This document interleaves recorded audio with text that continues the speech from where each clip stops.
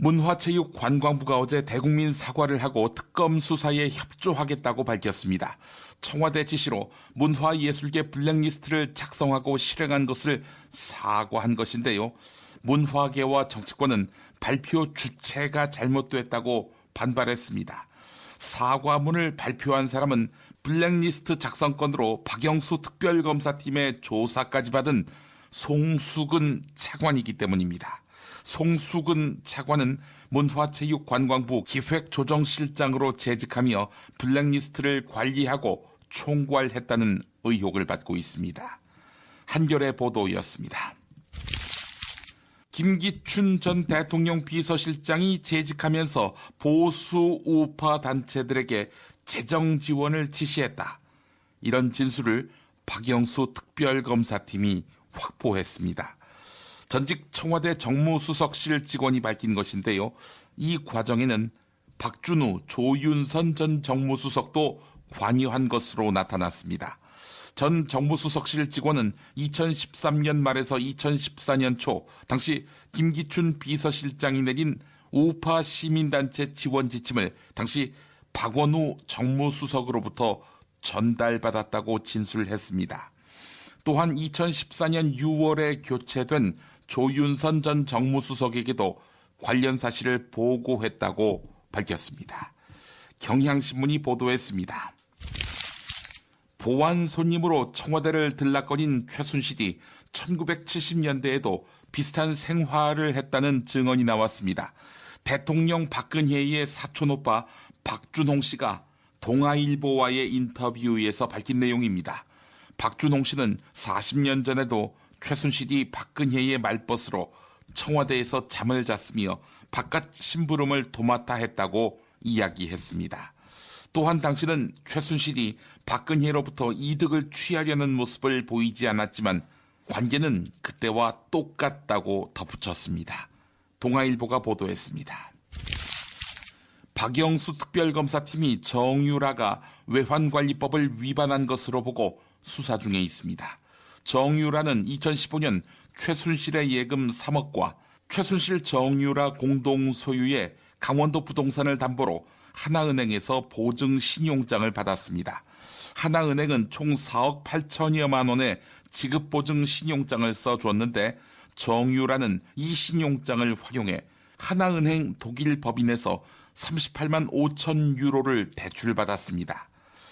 은행에서 이 같은 거래를 한다면 보통 연 3에서 6%의 대출금리가 적용되지만 정유라는 연 1%도 안 되는 금리를 적용받았습니다. 또한 현지 송금 수수료도 내지 않았습니다. 특검은 정유라가 이 과정에서 챙긴 차액만 약 1,600만 원인 것으로 추정하고 있습니다. 국민일보 보도였습니다. 대통령 박근혜 탄핵심판 8차 변론에서 박근혜 측이 무더기 증인 신청을 했습니다. 선고 시점을 늦추려는 의도로 보이는데 이에 재판부는 조목조목 문제점을 제기하면서 이례적으로 목소리를 높이기도 했습니다. 심지어 박근혜 측은 자신들에게 불리한 진술을 한 KT 황창규 회장, 더불어민주당 조응천 의원까지 증인으로 신청했습니다. 이에 강일원 재판관은 불리한 진술을 하는 증인을 왜 신청하는지 모르겠다고 밝혔습니다. 경향신문 보도였습니다. 반기문 전 유엔 사무총장이 더불어민주당 김종인 전 대표와 독대하며 제3지대 연대에 본격 시동을 걸었습니다. 반기문 캠프 관계자들에 의하면 반기문 전 총장은 김종인 전 대표에게 힘을 합치자 이렇게 제안했다고 합니다. 하지만 김종인 전 대표는 기자들에게 시큰둥한 반응을 보였습니다. 만나려면 살짝 만나지 여러 사람이 알게 만나면 어떻게 하느냐는 것입니다. 이런 주문사항이 많습니까? 또한 연대는 반기문 전 총장 측의 희망사항으로 생각한다며 얘기할 것이 없다 이렇게 덧붙였습니다. 조건이 안 맞는 모양입니다. 중앙일보 보도였습니다. 계속해서 김보영 아나운서가 조간 브리핑을 이어갑니다. 반기문 전 유엔 사무총장이 범여권의 둥지를 틀 것이란 전망이 나오고 있습니다. 또한 반기문 전 총장은 측근들에게 나는 역시 보수 쪽인 것 같다. 이렇게 밝혔다고 하는데요. 반기문 캠프 내에서는 바른정당과 새누리당 중도 세력을 규합하는 방안과 바른정당에 입당하는 방안을 놓고 막판 고민 중이란 이야기가 나오고 있습니다. 조선일보 보도였습니다. 반기문 전 유엔 사무총장의 조카 반주현 씨가 장기간 병역 기피자로 지명수배돼 있는 사실이 확인됐습니다. 반주현 씨의 아버지 반기상 씨는 형님인 반기문 전 총장도 이 같은 사실을 알았을 것이라고 말했습니다. 또한 반기문 전 총장은 2012년 뉴욕에서 열린 조카 반주현 씨의 결혼식에도 참석한 것으로 전해졌는데요. 이에 대해 반기상 씨는 형님인 반기문 전 총장이 결혼식에 참석했지만 주례는 아들이 구했으며 형님이 도와줬다는 말은 사실이 아니라고 해명했습니다. 이에 대해 반기문 캠프 측은 아무런 답을 내놓지 않고 있습니다. 중앙일보 보도였습니다. 반기문 전 유엔 사무총장이 법률 대리인을 통해 박연차 전 태광실업 회장으로부터 23만 달러를 뇌물로 받았다는 의혹을 적극 반박했습니다. 반기문 전 총장의 법률 대리인인 박민식 전 의원은 이 과정에서 반기문 전 총장의 일기장까지 공개했는데요. 반기문 전 총장이 박연차 전 회장을 만난 다음 날 박연차 전 회장에 대해 부정적으로 기술한 것을 근거로 제시한 것입니다. 일기장에는 박연차 전 회장 같은 사람들은 대통령에게 큰 누가 될 것이라고 적혀 있었는데요. 이 같은 주관적인 일기장은 증거로 보긴 어렵다는 반론이 나오고 있습니다. 국민일보 보도였습니다. 조선일보 정치부 정우상 차장이 바른정당과 국민의당의 기조를 문제 삼았습니다. 기사 일부를 소개하겠습니다. 바른정당은 요즘 자신들의 정체성을 반문재인으로 잡은 것 같다. 같은 시각 국민의당 지도부의 기조도 반문이었다.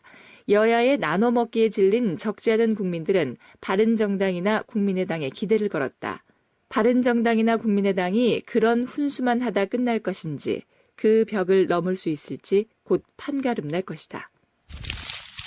어제 황교안 대통령 권한대행에게 대선 출마 여부를 묻는 기자들의 질문이 있었습니다. 그러나 황교안 권한대행은 대선 출마 결정에 유보적인 입장을 내놓았는데요. 이에 대한 동아일보의 사설 소개하겠습니다. 황교안 권한대행의 답변은 별 탈 없이 국정을 관리하다 기회가 되면 출마할 수도 있다는 소리로도 들린다. 물론 황교안 권한대행도 대선 입후보가 가능하며 그가 출마하면 유일호 부총리가 권한대행을 맡게 된다. 하지만 권한대행의 대선 출마로 또다시 권한대행이 나온다면 나라 꼴이 뭐가 되겠는가. 박근혜 정부의 호위무사 소리를 들었던 황교안 권한대행은 이제 대한민국의 호위무사로 나서야 한다. 박근혜 정부의 국정과제였던 건강보험료 부과체계 개편 방안이 정책 추진력이 거의 없어진 상태에서 어제 겨우 발표됐습니다. 정부 개편안의 방향은 실제 소득을 위주로 보험료를 매기겠다는 것인데요. 고소득층에 대한 보험료 부과가 여전히 미흡하다는 비판이 나오고 있습니다. 직장 가입자의 월급 외 소득에 대한 보험료 부과 기준과 피부양자에 대한 보험료 부과 요건이 현재보다는 강화되지만 완만한 수준에 그친다는 것입니다. 또한 소득 중심으로 보험료를 매기려면 재산과 자동차의 기준이 완전히 폐지돼야 하는데 그런 방안이나 목표가 제시되지 않았다는 점도 한계로 지적되고 있습니다. 한겨레 보도였습니다. 군사정권 시절 교과서에는 6.25 전쟁 영웅 심일소령의 무용담이 실려 있었습니다. 전쟁 당시 중위였던 심일소령은 5명의 특공대를 편성해 북한군 자주포의 궤도를 6탄으로 공격해 2대를 파괴했다고 알려졌는데요. 또한 춘천 시내로 들어온 북한군 자주포 1대를 단독으로 파괴했다는 이야기도 교과서에 실려 있었습니다. 그런데 이대용 전 베트남 주재공사가 한 언론을 통해 심일소령의 무용담은 거짓이라고 증언했습니다. 이에 국방부는 사실 여부를 확인하기 위한 고 심일소령 공적확인위원회를 구성했고 오늘 공청회가 열립니다. 그러나 군 안팎에선 일방적인 결론을 내려놓고 짜맞추기 작업을 했다는 의혹이 제기되고 있습니다. 또한 교육부가 공개한 올바른 역사교과서 특별 홈페이지에도 심일소령 영웅담이 소개된 바 있어서 공청회 결과는 국정교과서 논란으로도 번질 것으로 전망됩니다. 경향신문 보도였습니다.